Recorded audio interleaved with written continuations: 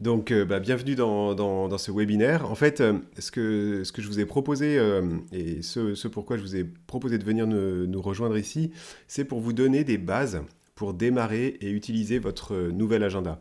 Alors, peut-être que vous venez de le recevoir, peut-être que vous l'avez depuis un moment et que vous avez eu un peu peur de démarrer, ou peut-être même que vous avez commencé et puis vous vous dites peut-être que je ne l'utilise pas correctement, il faudrait peut-être que je revienne au basique. Eh ben, c'est ce qu'on va faire aujourd'hui, ce soir. Alors, on va essayer de ne pas durer trop longtemps, une petite heure. Le but vraiment là, c'est pas de rentrer dans plein de détails, c'est au contraire de vous donner les bases pour vraiment démarrer.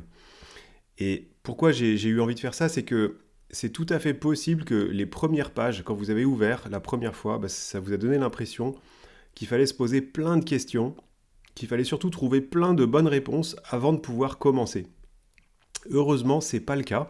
Et c'est l'objectif de cette vidéo, c'est que vous ayez la confiance nécessaire pour commencer dès maintenant, dès ce soir ou très très bientôt. Euh, le but, c'est que vous osiez prendre le risque de faire des ratures sur votre agenda. Parce que oui, vous allez faire des ratures, oui, vous allez écrire des choses que vous n'allez pas faire, vous allez écrire des choses que vous allez barrer. Et c'est tout à fait normal. Euh, En fait, on parle de gestion du temps et c'est peut-être ça qui vous a donné envie d'essayer cet agenda. Mais en réalité, on ne gère pas le temps, hein. Le temps, il passe et puis c'est tout. Ce qu'on doit gérer en réalité, c'est nous-mêmes. Et ça, c'est un processus qui dure toute la vie. Donc forcément, il y aura des ratures parce que en voulant gérer correctement, en voulant vous gérer vous-même correctement, bah, il y aura forcément des choses qu'il va falloir modifier. Et c'est pour ça que ça fait partie intégrante de l'agenda de s'examiner, de revenir en arrière et de regarder qu'est-ce qui marche, qu'est-ce qui marche pas. Alors, l'ordre du jour, c'est, on va avoir 3 points. Le dernier sera juste une liste, mais on va avoir 3 points. Déjà, comprendre le système qui est dans l'agenda Tempus Deo. Ensuite, on va regarder comment faire pour commencer par le début, c'est quoi le début. Et puis, je vous listerai un petit peu d'autres outils que vous pourrez utiliser plus tard, explorer plus tard. Comprendre le système donc de l'agenda Tempus Deo, bah il y a deux choses en fait dans l'agenda. Il y a, la première chose, c'est accepter la responsabilité de prioriser. C'est vous qui êtes aux commandes de votre planning. Alors bien sûr, ultimement c'est Dieu, mais vous êtes quand même responsable de ce que vous allez faire ou ne pas faire, ce que vous allez prioriser ou pas. Et c'est le premier point, c'est en prenant un agenda comme celui-là, vous voulez prendre cette responsabilité que c'est vous qui allez choisir par quoi vous commencez, qu'est-ce que vous mettez en premier. Et le deuxième, en fait, c'est que au-delà de la gestion de tâches, tout simplement, eh ben, il y a le fait de participer activement à votre propre sanctification. En fait, la plupart des agendas, ils n'ont pas forcément un système, ils n'ont pas forcément une structure pour vous aider à prioriser vos tâches quotidiennes, en rapport surtout avec les objectifs les plus importants que vous avez définis. Ça, c'est la partie 1. Et si vous n'avez pas vraiment une gestion de priorisation de tout ce que vous avez à faire, bah, la plupart du temps, c'est votre boîte mail qui priorise votre journée. Si vous n'avez pas de mail, bah, vous êtes chanceux. Mais si ce n'est pas votre boîte mail, en général, bah, c'est les autres, hein. Et puis de toute façon, la boîte mail, c'est les autres. C'est-à-dire que les gens qui vous envoient un mail à tel moment, finalement, priorisent votre journée à votre place. Et c'est forcément pas une bonne manière de faire, ça finit assez mal en général. Mais l'autre partie, la deuxième, c'est que l'agenda Tempus Deo, c'est pas juste un agenda avec des versets dessus. C'est vraiment un outil pour marcher en disciple de Christ. Dans un trimestre complet, puisque vous avez remarqué qu'il ne dure que 3 mois, pendant un trimestre complet, cet agenda vous aide d'une part à concrétiser les projets que Dieu vous met à cœur, mais il vous aide aussi à participer activement à votre propre sanctification. Et ça, c'est vraiment peut-être ce qui est vraiment différent dans cet agenda qu'un autre agenda de productivité, tout simplement. C'est pas un agenda neutre, si vous voulez. Alors, il y a 4 actions clés dans l'agenda que j'ai mis d'ailleurs dans le sous-titre. Baliser, agir, examiner, grandir. En fait, baliser votre parcours, c'est le fait de bien se préparer. C'est une action clé que vous allez faire régulièrement dans l'agenda. Ensuite, il y a agir pour servir Dieu. Agir pour servir Dieu, finalement, c'est le moment où on passe à l'action. C'est bien de prévoir des trucs, d'écrire des choses, mais il faut, à un moment, clarifier et prioriser quelle est la prochaine action, la prochaine chose à faire. Troisième point, examiner nos voies. En fait, c'est suivre l'avancement des choses, faire des ajustements. Et en fait, ça, pour un croyant, c'est vivre dans la lumière. Donc je disais examiner nos voies, vivre dans la lumière. Et le troisième, en fait, c'est grandir en Christ. C'est apprendre à refléter Christ dans tous nos appels. Finalement, c'est l'objectif ultime en tant que chrétien. Et voilà, l'agenda, avec ces 4 étapes clés, il se distingue clairement des outils séculiers qui sont éventuellement des bons outils pour gérer des tâches et accomplir quelque chose. Mais ce qu'il y a en plus ici, qu'est-ce que j'étais en train de vous dire? Tout simplement que cet agenda se distingue des autres outils en mettant Christ au cœur de toutes nos priorités de vie, en fait. C'est pas un outil neutre, c'est un outil qui vous permet de réussir les objectifs que vous avez décidés, certes, mais c'est un outil engagé, exigeant pour marcher en disciple de Christ. Alors, le système qui est proposé, il est simple, il est flexible, il est intuitif, et il vous aide en fait à garder en permanence une vision claire de vos objectifs majeurs. Ça, c'est la première étape. En fait, il y a 3 étapes hyper simples dans cet agenda. La première chose, c'est la vision claire de vos objectifs majeurs. La deuxième, c'est inclure ces objectifs dans vos plans de semaine, dans vos missions hebdomadaires. Et enfin, finalement, c'est de les exécuter dans les 3 tâches prioritaires quotidiennes. C'est pas plus compliqué que ça, en fait. Le problème, et vous l'avez peut-être déjà constaté vous-même, c'est que vous pouvez rester bloqué très longtemps au point numéro 1. C'est-à-dire, vous passez beaucoup de temps à définir ce point numéro 1. Qu'est-ce que je veux faire exactement et comment, et est-ce qu'il faut faire un plan et combien d'étapes il va y avoir, etc.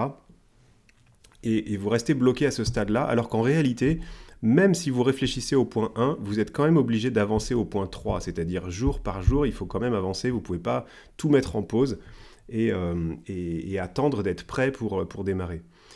Donc même si vous ne savez pas vraiment pourquoi vous avancez ou vers quoi ça vous mène, de toute façon, vous devez agir et avancer au point 3, c'est-à-dire jour par jour. Il y a tous les jours, il y a un matin, il y a un soir, et puis il faut avancer.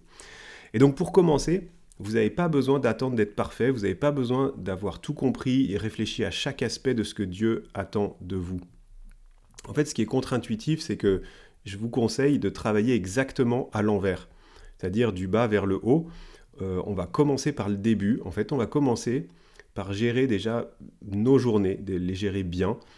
Et même si on n'a pas encore la capacité à définir clairement des objectifs trimestriels ou annuels.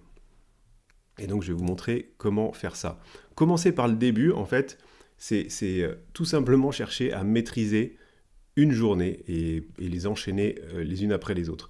Et bien, la première chose à faire, toute simple, si vous prenez votre agenda, normalement, vous allez tomber sur la page 36, la première journée. En fait, tout le reste, vous pouvez, quand vous démarrez, que c'est la première fois, tout le reste, vous pouvez le sauter complètement. Vous démarrez la page 36 et vous commencez premier jour, lundi, et vous commencez tout de suite par mettre les dates. Donc là, je sais pas moi, lundi 3 mars, alors ça ne serait pas aujourd'hui, bien sûr, mais vous commencez tout simplement comme ça à tourner les pages et à mettre les dates au moins la première semaine, voire quelques semaines en plus. Ça, c'est la première chose pour commencer à prendre, et vous allez voir, le simple fait de faire ça, vous commencez déjà à prendre possession de vos journées. C'est quelque part, vous commencez déjà à les programmer, même s'il n'y a encore rien dessus. La deuxième chose, c'est chaque matin de prendre le temps de lister vos 3 tâches prioritaires de la journée. C'est ce fameux carré qui est juste, ce rectangle là qui est juste en dessous de la date. C'est à définir chaque matin, surtout pas d'avance, c'est à définir chaque matin. Donc ça c'est vraiment la partie la plus importante de l'agenda si je parle de gestion de tâches. Et c'est ce qui va vous servir le plus souvent, là que vous soyez débutant ou que vous l'utilisiez depuis plusieurs années, c'est vraiment la partie la plus importante. Cette petite discipline de chaque jour, elle va vous permettre de gagner en confiance et de gagner en efficacité petit à petit. Il faut bien se rappeler que ce que vous faites chaque jour, ça a bien plus d'impact à long terme que des grandes décisions ou des grandes choses que vous ne faites qu'une fois par an. Vous savez, en moyenne, les gens, ils ont 15 tâches en cours, en permanence. Et vous ne devez pas être très différent. Je pense que vous devez aussi avoir entre 10 et 20 tâches en permanence qui ne sont pas terminées, qui sont enclenchées, mais qu'il faut avancer. Et bien, là où vous pouvez faire une différence, c'est de décider, avant de commencer votre journée, les 2 ou 3 tâches que vous allez prioriser aujourd'hui. Et qu'est-ce que vous faites? Vous les notez. Vous prenez le temps avec un stylo de les noter à cet endroit-là. Alors, 2 conseils pour ça. La première chose, c'est noter toujours un verbe d'action. Par exemple, notez pas planning équipe, ça veut rien dire. Notez par exemple envoyer le planning à l'équipe ou finir le planning de l'équipe ou revoir le planning de l'équipe. Enfin, essayez d'être le plus précis possible, même si c'est pour vous. Ça vous engage beaucoup plus. Il faut que vous puissiez sentir quel est le résultat attendu aujourd'hui en fait. Et pas juste un thème sur lequel vous voulez vaguement travailler. Ça veut rien dire. Et le deuxième conseil, c'est de faire cette tâche, cette discipline, de noter vos 2 ou 3 tâches principales par jour. C'est de le faire à la même heure, chaque matin ou chaque soir. Alors c'est chaque matin avant de démarrer la journée ou chaque soir pour le jour du lendemain, par exemple. Et plus tard, ça va devenir une routine pour vous, ça va devenir automatique, ça ne vous demandera plus aucun effort. Mais c'est vraiment la base et la chose la plus importante. Vous mettez la date et chaque jour, chaque matin, vous notez vos 3 tâches prioritaires du jour. Ensuite, en dessous, vous notez les autres tâches, mais bien sûr, vous ne notez que les tâches que vous pensez pouvoir gérer ce jour. Alors ça peut aussi vous servir un peu de page de notes à cet endroit-là, mais ne notez que des choses où vous avez une action à faire aujourd'hui dessus. Au moins une action de planification peut-être. Donc si ce n'est pas des choses que vous allez faire aujourd'hui, vous devriez carrément les noter un autre jour ou peut-être dans votre liste de choses à faire pour la semaine prochaine. Mais ne polluez pas votre journée avec des choses dont vous ne pouvez rien faire aujourd'hui, ça ne sert à rien. Et n'essayez pas de noter ici tout ce que vous avez à faire. Et pour la partie avec les horaires, le planning horaire qui est juste à droite, là vous vous en servez uniquement pour des rendez-vous fixes. Ne notez pas ici des hypothèses que vous allez peut-être travailler sur quelque chose à certains moments. Notez uniquement des rendez-vous, des choses qui ne peuvent pas être déplacées. Même si j'ai cet agenda papier et que j'utilise cet agenda pour à peu près tout ce qui se passe dans ma vie, j'ai quand même un agenda Outlook pour le domaine professionnel que je partage avec tous les gens de mon entreprise et j'ai un agenda Google pour tous les thèmes de l'église. Donc chaque matin, qu'est-ce que je fais? En même temps que je vais définir mes 3 tâches prioritaires, je vais regarder, je vais consulter mes 2 plannings, le planning Outlook pour le professionnel et Google Agenda pour l'église, et je vais reporter les rendez-vous dans la marge à droite. Et comme ça, je sais qu'après, pour ma journée, je suis paré et les choses ne vont pas changer comme ça le jour même. Donc voilà, le conseil en tout cas pour démarrer l'agenda, c'est de démarrer par les pages de jour et de vous discipliner à faire ça, tout simplement. Hein. Vous voyez, je ne suis même pas allé regarder les autres cases, je vous explique rien du reste, c'est pas la peine à ce stade-là. Déjà, disciplinez-vous à faire ça chaque jour pendant au moins une semaine. Et à la fin de la première semaine, faites votre première revue de semaine. Et ça, c'est le point suivant. La première revue de semaine, vous allez la trouver page 42. Donc là, le but ici, c'est de vivre dans la lumière. C'était le point qu'on a vu tout à l'heure. C'est de ne pas vous voiler la face sur ce qui fonctionne ou ce qui ne fonctionne pas. C'est à ce moment-là que vous faites un petit bilan de ce qui vient de se passer pendant une semaine, de ce que vous aviez programmé et de est-ce que vous avez réussi à le faire ou pas. Vous allez réfléchir à est-ce qu'il faudrait commencer quelque chose de nouveau, arrêter quelque chose qui ne fonctionne pas, améliorer une façon de faire ou poursuivre tout simplement parce que ça va bien. Le fait de faire ce petit bilan, en fait, ça vous fait apprendre et ça vous donne l'opportunité de vous améliorer à chaque fois. Et parfois, c'est pas aussi simple que de dire je suis super content parce que je l'ai fait ou au contraire, je suis nul parce que j'ai raté ce que je voulais faire.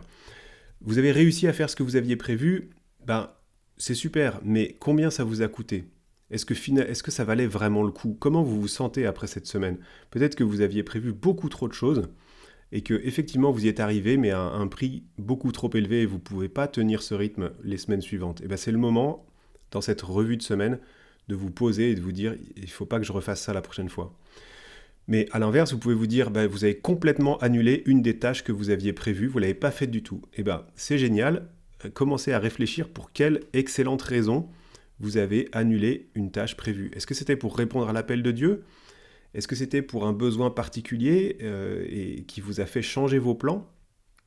Et ben, si vous aviez écouté l'esprit et que vous avez mis vos plans de côté pour suivre l'appel de Dieu, c'est parfait en fait. Donc vous voyez, c'est pas simplement de réussir, vous voyez les petits pourcentages 0 à 100%, le but c'est pas uniquement d'être content d'avoir réussi les tâches, c'est de réfléchir, est-ce que j'ai fait ce qui comptait vraiment? Est-ce que j'ai su m'arrêter? Est-ce que j'ai su changer de plan?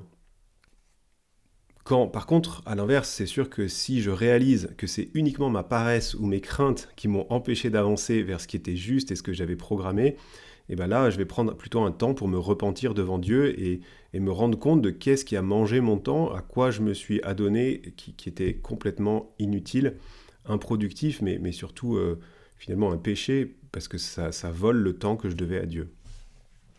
Donc voilà, bref, vous avez compris, la revue de semaine est très importante dans le système. Alors je ne vous détaille pas toutes les questions parce que elles parlent d'elles-mêmes, mais il y a quand même un point qui est très important pour que le système fonctionne. C'est le point numéro 3, la mise à jour de vos tâches. En fait, vous faites à ce moment-là une revue de chaque jour de la semaine qui est passée, donc vous reparcourez les pages en arrière et vous vérifiez en fait que toutes les tâches que vous aviez notées, elles sont traitées, c'est-à-dire que vous vérifiez qu'il n'y a plus besoin d'y revenir. C'est-à-dire qu'en fait, c'est les petits symboles que vous retrouvez en bas de chaque page de jour. Le petit rond, par exemple, c'est que vous avez délégué cette tâche. Donc ça, c'est ce que vous mettez dans la marge, à gauche, à côté de chaque tâche. Si vous mettez un petit rond, ça veut dire que vous avez délégué cette tâche. Et au moment où vous mettez ce rond, il faut que vous ayez déjà décidé à qui vous allez la déléguer, à qui vous l'avez déléguée, et à quel moment vous allez contrôler que c'est bien fait. Comme ça, vous ne perdez pas le fil de ce qui est réalisé. Si vous avez mis une flèche, ça veut dire que vous avez reporté cette tâche, parce que finalement, vous n'avez pas eu le temps de le faire ce jour-là, mais au moment où vous mettez la flèche, il faut que vous ayez déjà réécrit cette tâche plus loin. Si vous avez mis une croix, donc vous avez annulé la tâche, là, il n'y a rien à faire, c'est que c'est plus la peine de faire cette tâche-là. Et si vous avez mis un espèce de petit V, là, un petit check, ça veut dire que la tâche a été faite, mais dans ce cas-là, quand vous mettez ce check, pensez tout de suite à programmer la tâche suivante. Et c'est comme ça que ça fonctionne. Vous ne pouvez pas juste vous arrêter parce qu'une tâche a été faite. En général, ça en implique une autre. Et vous avez peut-être quelqu'un informé que c'est fait, vous avez peut-être un mail à envoyer, vous avez peut-être l'étape d'après à programmer. Donc, quand vous cochez qu'une tâche est faite, pensez tout de suite quelle est la suivante, qu'est-ce que ça doit déclencher pour la semaine prochaine. Et c'est pour ça que vous allez commencer en faisant ce point de mise à jour de vos tâches et en parcourant la semaine écoulée, vous allez commencer à remplir et à utiliser le plan de semaine qui est la page d'après, c'est-à-dire page 44, que je vous montre maintenant. Donc le plan de semaine, en fait, la revue de semaine et le plan de semaine, ça se fait à peu près en même temps, en fait. Vous le faites à la suite, c'est assez logique. Donc pour faire ces deux étapes qui sont à faire à la fin de la semaine et qui vous permettent de préparer la suivante, quelques conseils quand même. Au début, prévoyez carrément 1 heure. Avec l'habitude, vous devriez aller plus vite, mais prévoyez au début un peu de temps, histoire de découvrir et de vous habituer à ce principe de revoir tout ce que vous aviez prévu dans la semaine d'avant et de planifier ce que vous allez faire la semaine suivante. Deuxième conseil, trouvez-vous un coin tranquille, un coin où vous n'allez pas être dérangé. Notez d'ailleurs cette étape, vous pouvez appeler ça revue de semaine, plan de semaine, enfin ce que vous voulez, mais notez cette étape dans votre planning professionnel comme un rendez-vous pas déplaçable. C'est un rendez-vous avec vous-même, c'est un rendez-vous qui est hyper important parce que c'est grâce à ce rendez-vous que vous allez réellement progresser, avancer et ne pas oublier des tâches. En tout cas, de rester au contrôle de la priorisation de votre planning, de votre agenda. Et 4e conseil, quand vous faites ça, bloquez toutes les distractions, bloquez les appels téléphoniques, fermez votre porte si vous êtes dans un bureau avec d'autres gens. Prenez vraiment un temps pour faire ça. Et prenez un vrai jour de repos. Ça pourrait être un sujet à part entière de parler du jour de repos, en général le dimanche. mais prenez un vrai jour de repos, donc évitez de faire cette opération-là de bilan de semaine et de plan de semaine suivante, évitez de faire ça le dimanche. Ça prend quand même pas mal d'énergie, ça fait remonter tout ce que vous avez fait, mal fait, bien fait, enfin, essayez plutôt de faire ça le samedi ou en début, ça peut être le lundi aussi, en début de semaine. Moi, j'aime bien le faire le samedi, comme ça, je sais qu'après, ma semaine est vraiment finie. J'ai commencé à programmer pour la semaine d'après. Et au moins, je prends un vrai jour de repos où j'essaye de plus penser à toutes ces tâches. Alors, l'idée, donc vous avez vu une semaine, ensuite la revue de semaine et le bilan de semaine, donc une semaine complète jour par jour, ensuite la revue et le plan de semaine, et essayer de tenir 2 à 3 semaines, voire un mois s'il le faut, pour que ça devienne de moins en moins un effort, que ça devienne presque naturel. Et c'est que à ce moment-là que vous allez commencer à réfléchir à vos objectifs annuels ou déjà trimestriels, on pourrait dire. Mais commencez vraiment, enfin mon conseil c'est de vraiment commencer par la base, gérer une journée, gérer une semaine. Et après, quand vous allez, ce qui est bien, c'est que ça va vous donner une vraie prise sur votre planning, une vraie prise sur ce que vous accomplissez. Et c'est que là, en fait, où vous pouvez avoir confiance et vous dire, bah ok, si je me programme un objectif, je sais que j'ai les moyens de mettre du temps à part pour l'atteindre. En tout cas, vous vous rendez compte de ce que ça va coûter comme effort pour l'atteindre. Et donc, à ce moment-là, vous pouvez commencer à réfléchir à vos objectifs, disons les objectifs majeurs. Évidemment, là-dessus, on marque pas le travail classique jour par jour qu'on fait, mais bien quelque chose de conséquent qui va prendre plusieurs jours de travail, ou alors une nouvelle habitude qui va être compliquée à mettre en place. Alors, la raison numéro 1 qui fait qu'on n'accomplit pas nos objectifs, ça va peut-être vous surprendre, mais c'est tout simplement qu'on les a oubliés. Et le but de la page 7, donc c'est celle que je vous affiche là, les objectifs annuels, c'est de garder à jour cette liste de vos objectifs majeurs et de garder cette liste bien visible. Et la deuxième raison qui fait qu'on n'accomplit pas nos objectifs, c'est souvent la deuxième raison, c'est qu'on les a mal définis. Et c'est à ça que servent les pages 8 et les pages suivantes, qui sont les pages objectifs précis. Alors, tout le monde connaît, enfin, je pense que presque tout le monde connaît l'acronyme SMART. Forcément, je me suis inspiré de ça. Chaque fois qu'on fixe un objectif, on cherche à avoir quelque chose de spécifique, de clair, quelque chose de mesurable, quelque chose d'actionnable, c'est-à-dire quelque chose qui dépend essentiellement de vous. Ça sert à rien d'écrire un objectif où vous n'avez quasiment pas de prise dessus. Un objectif aussi qui vous sort de votre zone de confort, mais quand même qui vous fait un petit peu, qui pique un petit peu, mais aussi un objectif qui vous motive. Et enfin, un objectif qui tient compte de votre saison de vie, de ce que vous êtes capable d'encaisser en ce moment. Et on traverse tous des moments différents, que ce soit par exemple avec des enfants en bas âge, ou un moment de santé compliqué, ou des gens qui dépendent de nous, et on ne pourra pas avoir autant de temps qu'on voudrait libre. Donc tout ça c'est important, parce que sinon vous fixez des objectifs à la légère, et du coup vous risquez de toute façon pas pouvoir les tenir, parce qu'ils sont juste mal définis, ou pas avec sagesse. Alors, les différentes questions que vous trouvez sur cette page, objectifs précis, elles vous aident à bien définir un objectif majeur. Si je prends par exemple, donc je ne vais pas non plus détailler là chaque ligne, mais si je prends un exemple de réalisation pour vous donner quelque chose de concret, la réalisation, c'est écrit en face, vous devriez définir une action précise sur laquelle vous pouvez agir, quelque chose de mesurable avec une date de fin prévisionnelle. Alors qu'est-ce que ça donnerait ?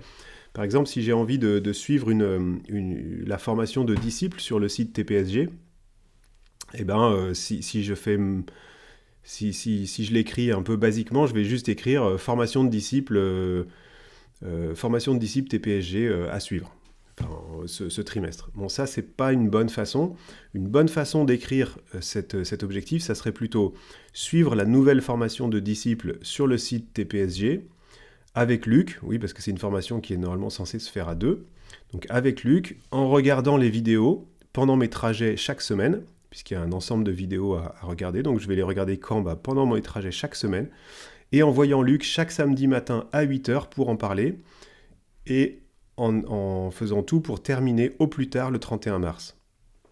Ça, c'est un objectif qui est clairement défini. Vous savez de quoi on parle, avec qui vous allez le faire, comment vous allez le faire. A priori, c'est quoi la fréquence des réunions, à quel moment, il y a même un jour, une heure qui est définie. Et puis vous avez une date de fin. Réussir cet objectif, ça veut dire avoir terminé cette formation le 31 mars. Si je prends maintenant une habitude, c'est un peu plus compliqué pour les habitudes, donc je vous l'ai carrément écrit. Une habitude, il faut qu'il y ait une date de début, une fréquence, un déclencheur. Le déclencheur, c'est une autre habitude qui est déjà bien ancrée. Et en fait, une habitude, c'est toujours plus facile à ancrer sur une autre habitude. Et une série cible. Alors, qu'est-ce que ça donne? Parce que ça, c'est un peu du charabia. Par exemple, si vous décidiez de mettre dans vos premiers objectifs là, quelque chose qui pourrait vous aider à démarrer l'agenda Tempus Deo, eh ben, ça serait de vous engager à compléter vos 3 tâches prioritaires chaque jour. Donc ça, c'est la fréquence. Pendant 90 jours, ça, c'est la série cible. Donc vous allez dire, je veux tenir ça pendant les 3 mois. Je veux faire ça quand? Le matin en arrivant au travail, ça c'est le déclencheur, parce que le matin en arrivant au travail, vous avez en même temps votre café, je ne sais pas, vous démarrez le truc, bon hop, c'est là que vous allez faire cette tâche-là en premier. Et vous voulez faire ça à partir du 14 février, ça c'est la date de début. Donc là, ça serait une bonne façon de noter une nouvelle habitude que vous voulez prendre, que vous souhaitez prendre. En fait, l'idée de série cible, c'est-à-dire vous dire pendant 90 jours, ça veut dire que vous allez mettre un focus, toute votre attention, et vous allez essayer de vous discipliner pendant ces 90 jours, parce qu'après, vous n'aurez plus besoin de ce truc-là, vous ne le mettrez plus jamais dans votre agenda, parce que ça sera évident pour vous, ça se fera tout seul.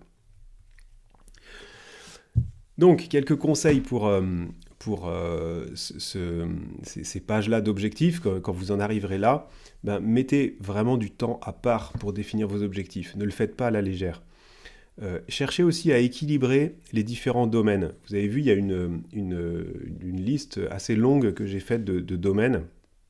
Elle est aussi là pour nous rappeler tous les points qu'on pourrait travailler. Donc, bien sûr, il y a le professionnel, mais il y a aussi l'Église, il y a la famille, il y a nos progrès personnels, il y a notre sanctification, nos progrès à refléter Christ. Enfin, il y a plein de domaines. Donc, essayez de varier un peu les objectifs et chaque trimestre, vous allez pouvoir en faire que 2 ou 3.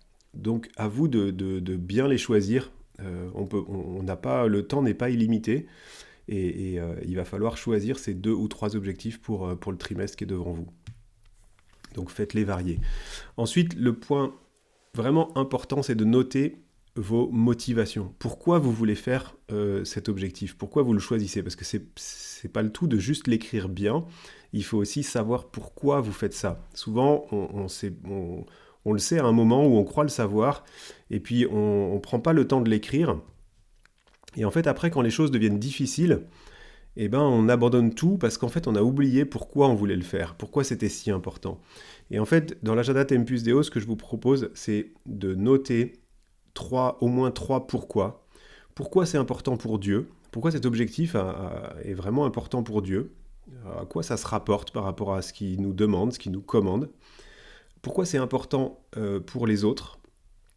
Qu'est-ce que ça va changer pour votre prochain, pour que ça soit votre plus proche prochain, je ne sais pas, la famille, mais aussi pour vos prochains en général? Est-ce que ça fait du bien? Est-ce que ça les fait grandir? Voilà. Et pourquoi c'est important pour vous? Pourquoi c'est important que ce soit vous qui fassiez cet objectif? En quoi ça vous concerne?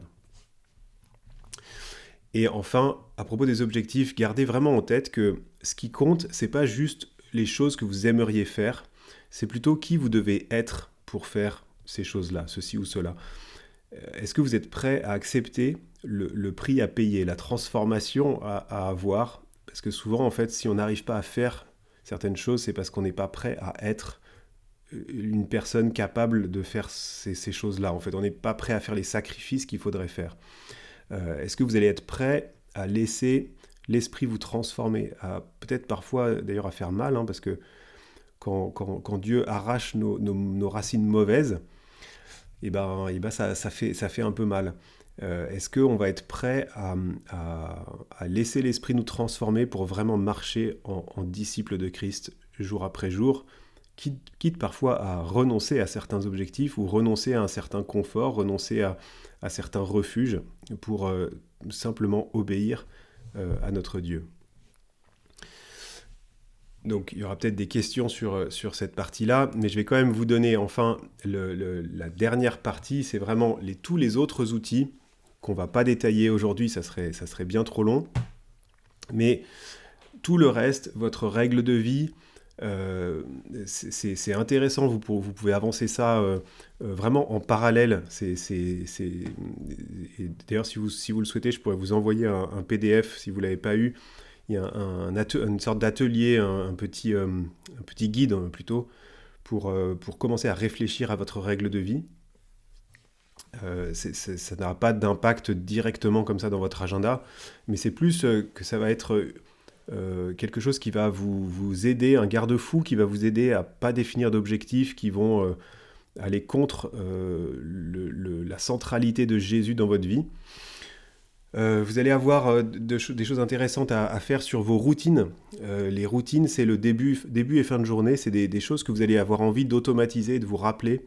Parce que plus vous prenez de bonnes habitudes en début et en fin de journée, ou en début de travail et fin de travail, plus c'est simple en fait. Mais ça encore, c'est un peu plus accessoire, c'est pas la peine de vous lancer dans ça tout de suite. Pareil pour les semaines types. Et les semaines types, c'est intéressant parce que vous pouvez réfléchir en prenant une semaine complète et décider de faire certaines tâches plutôt en début de semaine ou plutôt en fin de semaine, faire des choses sur votre pause de midi, planifier en fait des choses à l'avance de façon un peu théorique. Et ça va vous aider en fait, chaque fois que vous allez planifier une nouvelle semaine, vous pouvez revenir à votre semaine type et vous dire tiens, pour tel type de semaine, j'avais dit que j'allais passer mes vendredis après-midi à tel type d'activité, ou mes mercredis matins à tel autre. Et ça va vous aider de voir si ça peut vous aider à aller plus vite dans la planification de chaque semaine. La page de tracker aussi, on pourrait en parler, c'est pour faire des suivis, cocher des choses que vous vouliez faire chaque jour ou chaque mois, ou enfin tout ce que vous voulez mettre un peu sous surveillance, pardon. Et puis il y a plein d'autres pages comme la vue détaillée du trimestre. En fait, c'est les pages mensuelles qui peuvent vous servir à bloquer du temps, à planifier un petit peu votre mois. Il y a les jours de repos aussi, vous avez remarqué, qui sont volontairement vides. Mais il y a une petite aide aussi pour prioriser un petit peu qu'est-ce que vous pourriez faire pendant ces jours-là. Il y a vos listes de prières, il y a les différentes entrevues que vous pouvez avoir, vos groupes de croissance, vos réunions de prière en église ou en famille, vos temps de partage. Vous avez aussi un plan de lecture biblique. Alors vous pouvez utiliser celui qui est dans votre agenda ou un autre, mais ça vous permet de suivre tout au long de l'année où vous en êtes. Et puis il y a même un système d'apprentissage de versets. Voilà, il y a beaucoup de choses. Je vous conseille de ne pas prendre ça tout de suite, de vraiment faire les autres étapes, les jours, les revues de semaine, les bilans et plans de semaine, et ensuite commencer à réfléchir à vos objectifs, et vous allez voir que le reste va venir tout seul. Voilà, moi, peut-être un dernier petit conseil, c'est j'ai ajouté moi des marque-pages, et je garde toujours un marque-page chaque jour, évidemment, mais aussi un marque-page soit sur les objectifs, parce que j'ai envie comme ça de les relire régulièrement et de savoir où j'en suis, soit sur les trackers, parce que c'est assez intéressant quand j'ai des choses que je vais suivre, notamment mon temps de sommeil, mon énergie, ou voilà, ou tout aspect de discipline personnelle que j'essaye de maintenir. Eh bien, écoutez, on peut regarder si vous avez des questions. Peut-être que ce qui est important, c'est de chercher à faire pas forcément plus de choses, mais essayer de faire les bonnes choses. Et c'est vrai que des fois, quand on n'a plus d'énergie, c'est peut-être qu'on veut trop en faire. Peut-être que vous pourriez essayer de choisir une chose et de la faire vraiment, peut-être même 3, des fois c'est beaucoup.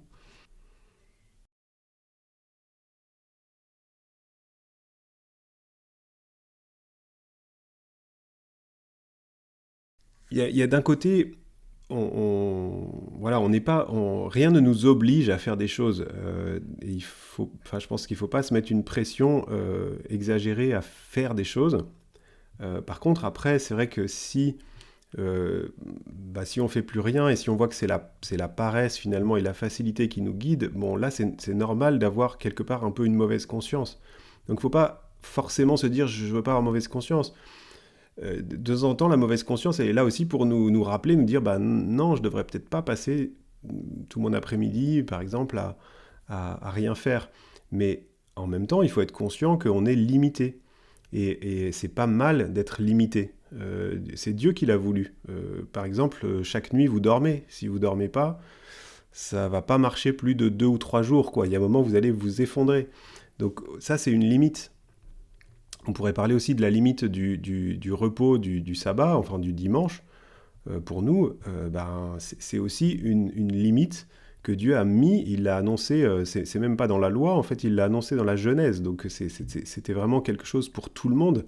Il a offert un jour de repos à tous, et il y a beaucoup de gens qui le prennent pas ce jour, ou alors qui vont l'éparpiller, c'est-à-dire ils prennent pas le jour de repos que Dieu a donné, ils se reposent pas vraiment, mais par contre ils essayent de se reposer un peu n'importe quand. Et ça, c'est quelque part, je pense que c'est important d'accepter nos limites. Moi, j'en ai fait beaucoup trop, moi, hein, des choses. Des fois, quand on regarde cet agenda ou quand je donne des webinaires comme ça, on se dit, bah, oulala, il est trop parfait, il sait faire plein de trucs, mais moi, j'y arriverai jamais. J'ai fait beaucoup d'erreurs et je continue à en faire. Faut vraiment être clair. Cet agenda, en fait, à la base, je l'avais démarré pour moi. Après, je l'ai amélioré avec beaucoup de gens qui m'ont aidé. Mais à la base, c'était pour moi. C'est parce que si je notais pas les choses, ben, ma vie, elle partait à faire n'importe quoi, à perdre mon temps dans tout et n'importe quoi. Et j'ai regagné de l'énergie, finalement, non pas en faisant plus de choses, mais en enlevant des choses de mon planning, des choses qui n'apportaient rien, en fait. Et qui, au final, si je réfléchissais et si je prenais le temps de me poser à la fin de chaque semaine, ce que je vous ai conseillé de faire aujourd'hui, des revues de semaine, et ben quand je regarde toute ma semaine et que je me dis tiens tel jour j'ai rien fichu, tel jour j'ai perdu du temps sur tel et tel truc, je voulais trop bien faire et finalement j'ai rien fait, j'ai pas assez avancé et tout ça, et ben quelque part à chaque fois quand ça se reproduit chaque semaine, et ben tout d'un coup je prends conscience que bah tiens cette chose là il faut que j'arrête tout simplement, c'est pas la bonne méthode, ça me fait passer trop de temps, ou alors carrément tiens tel type de pas forcément addiction mais tiens tel loisir ou tel truc finalement il me coûte trop cher. C'est vrai que ça me fait du bien, mais en fait, ça me fait perdre tellement de temps. Donc, je vais échanger, tu vois. Je vais me dire comment je pourrais me ressourcer d'une façon qui glorifie Dieu. Est-ce qu'il faut que j'aille parler à quelqu'un parce que je suis plutôt extraverti et que ça me fait du bien de parler aux gens? Ou au contraire, est-ce que j'ai besoin d'être seul, d'aller faire une petite marche?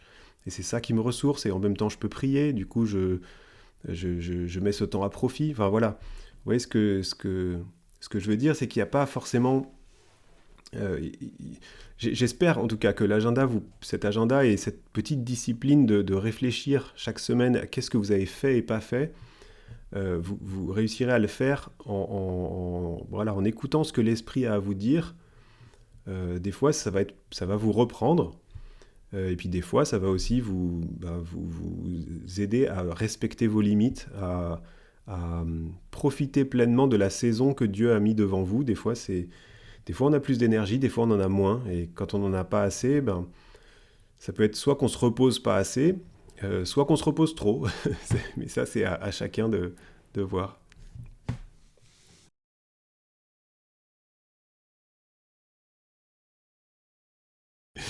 Alors, au moment où j'ai fait la vidéo, oui.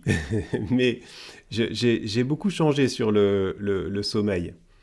À un moment, je pensais que si je respectais 7 heures de sommeil, eh ben, je m'en sortirais toujours. Et en fait, je me suis rendu compte que, en tout cas pour moi, c'est pas vrai. J'ai des journées qui sont plus fatigantes parfois que d'autres. Et je me suis rendu compte que c'était pas si simple de juste me dire que j'avais besoin de 7 heures de sommeil et que ça me suffisait. Alors pour me lever à 5 heures du matin à cette époque-là, je me couchais aussi beaucoup plus tôt, hein. En général, à 21h30, j'étais au lit. Ou 22 heures. Donc voilà. Mais le sommeil, c'est très intéressant. Vous savez que le sommeil, finalement, c'est le seul moment où on fait rien de mal. C'est le seul moment où on est totalement dépendant de Dieu. Donc c'est un moment où on lui fait confiance. On dit, bah, j'abandonne tout, je dors et j'espère que tout ira bien quand je me réveillerai. Donc finalement, on se rend pas compte, mais peut-être le moment où on plaît le plus à Dieu, c'est quand on dort. Donc faut pas non plus diaboliser le sommeil, c'est pas mal de dormir. Et je pense que là encore, moi j'ai appris beaucoup, vous voyez, entre cette vidéo et ce que je vous dis maintenant, bah, j'ai appris que j'ai un véritable besoin de sommeil et c'est Dieu qui me rappelle que je suis dépendant de lui et que je suis limité, je ne suis pas Dieu, je ne peux pas tout contrôler tout le temps. La nuit, je ne contrôle plus rien. Et ben c'est comme ça et c'est bien que je m'en rappelle. Et ouais, aujourd'hui, j'essaye d'être beaucoup plus sage par rapport à mon sommeil. Ouais.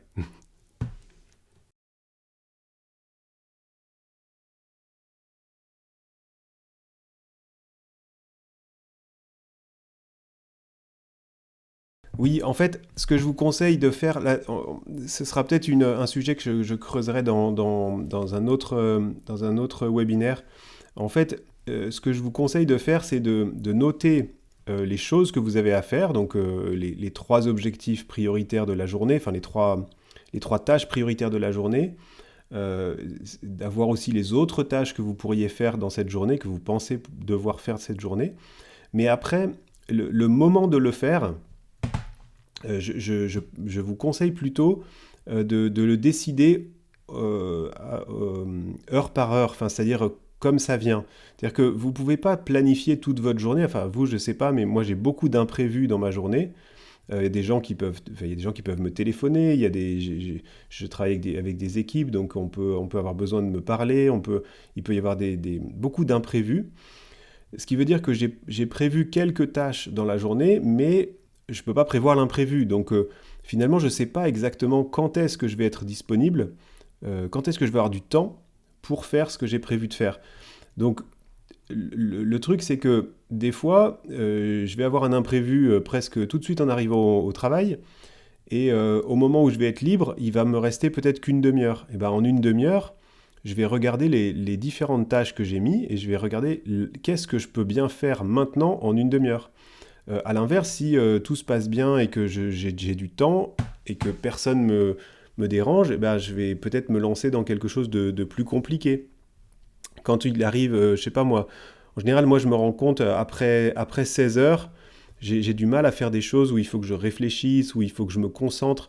Et bah du coup, je vais me garder pour la fin de journée des choses un peu plus administratives, un peu plus, enfin qui vont me demander moins de ressources, moins de réflexion.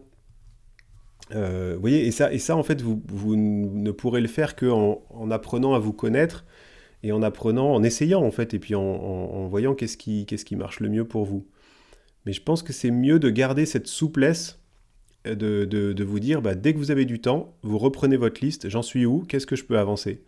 Et puis si vous êtes obligé d'arrêter, bah, c'est pas grave, vous arrêtez là où il faut s'arrêter parce qu'il y a un impératif, et puis vous reprenez ensuite. Bah écoutez, je vous souhaite de bien démarrer votre agenda. Et puis, écoutez, n'hésitez pas aussi, si vous avez d'autres questions par mail ou quoi, il n'y a pas de souci, hein, je peux aussi essayer de répondre.